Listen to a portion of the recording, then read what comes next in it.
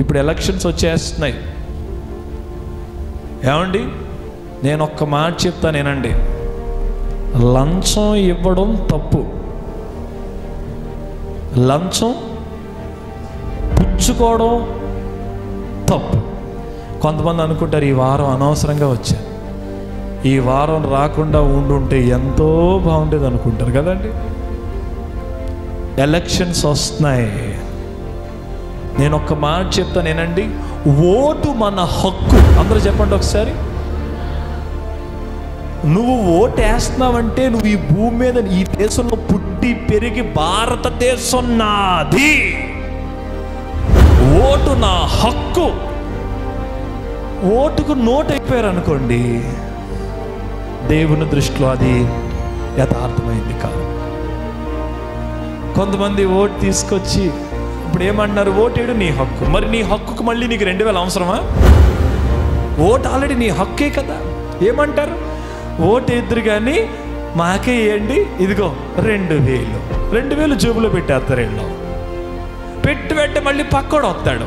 మళ్ళీ వీళ్ళు అంటారు, అయ్యగారు మేము వాళ్ళు మరి సంవత్సరం అంతా మళ్ళీ మోసం అయ్యయ్యో, వీళ్ళు ఎంత మోసం చేస్తారో చెప్తానేనండి.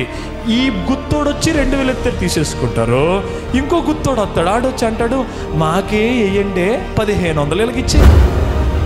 ఇంకోటి వస్తాడు, మీరు మాకే వేయండి 2000. మొత్తం ఎంత? 5500 తీసుకొని ముగ్గురికి చెప్పే మాట ఏంటంటే మీకే వేస్తామండి ఓటు. మనకి ఎన్ని ఓట్లు ఇచ్చాడు ఏంటి వేయడానికి? ఒక ఎమ్మెల్యే, ఒక ఎంపీ, అంతేనా?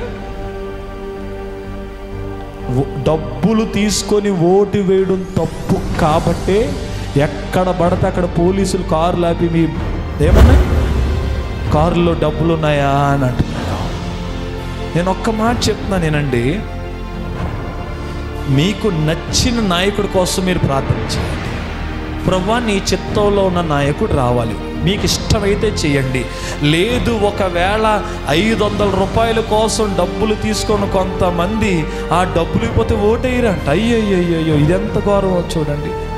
ఓటు నీ హక్కు. ఓటుకు అమ్ముడుపోయే వాళ్ళందరికీ నేను చెప్తున్నాను, 500 కోసం మీ హక్కు నమ్మేసుకుంటారా? మీకు ఇష్టమైతే చేయండి. నాకైతే ఓటేసినప్పుడు 1500 ఇచ్చాడు ఒకడు ఆఫర్. నేను అన్నాను, నన్ను మీరు 1500తో కొనలేరండి, నాకు నచ్చిన దానికి నేను వేసుకుంటాను, వెళ్ళిపోండి అన్నాను. నాకు నచ్చిన గుర్తుకు నేను వేసుకున్నాను. ఆఫ్టర్ 500, ఆఫ్టర్ 1000 రూపాయలు. మళ్ళీ మీకు ఒక విషయం తెలుసా, ఆ 2000 మీ దగ్గర ఎంతో కాలం ఉండదు, నెల అయితే పులుసులోకి వెళ్ళిపోతాయి. మళ్ళీ అలాంటి 2000 చాలా దేవుడు నీకు ఇస్తాడు, కానీ ఆ 2000 కోసం కొట్టుకుంటారు కొంతమంది.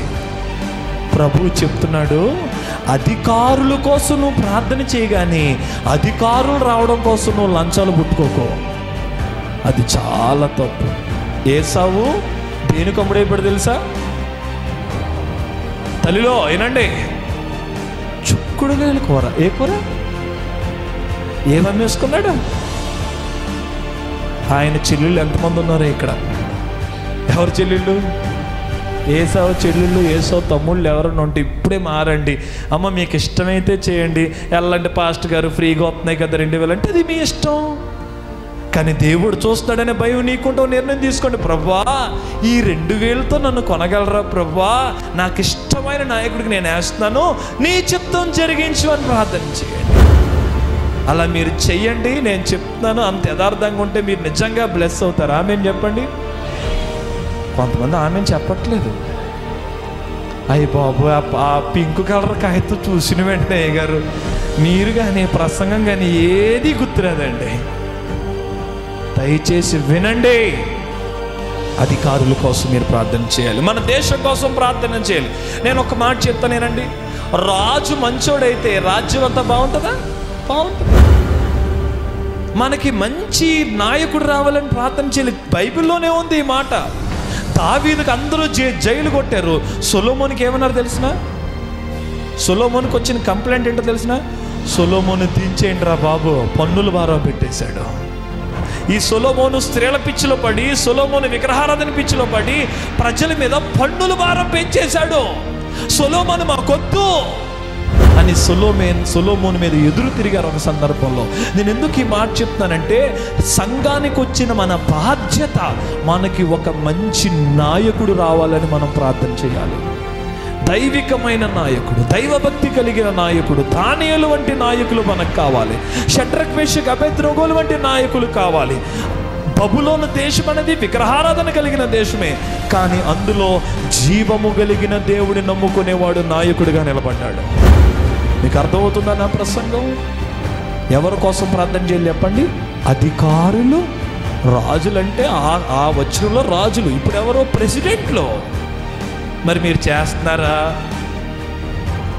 దేనికి టెంప్ట్ అయిపోకండి. ఓట్ల దగ్గర ప్రార్థన చేసి దేవుడిని అడగండి, నీ చిత్తంలో ఉన్న నాయకుని ముందు నాకు చూపించు, ఆ నాయకుని నేను ఎన్నుకుంటాను. దానియేలుని ఎన్నుకునేటప్పుడు ఎన్ని రోజులు చెక్ చేశారంట తెలుసా? 10 దినాలు వీళ్ళందరికీ చెక్కింగ్ అయింది. మీరు కూడా చెక్ చేయండి. ఎవరు దైవభక్తి కోణం ఎవరిలో కనిపిస్తుంది, ఇది దేవుని చిత్తమా, ప్రభు నీ చిత్తం చూపించని చెప్పి ప్రార్థనాపూర్వకంగా మీరు ఓటేయండి. దేవుడు ఖచ్చితంగా కార్యం చేస్తాడు. ఇది మన బాధ్యత.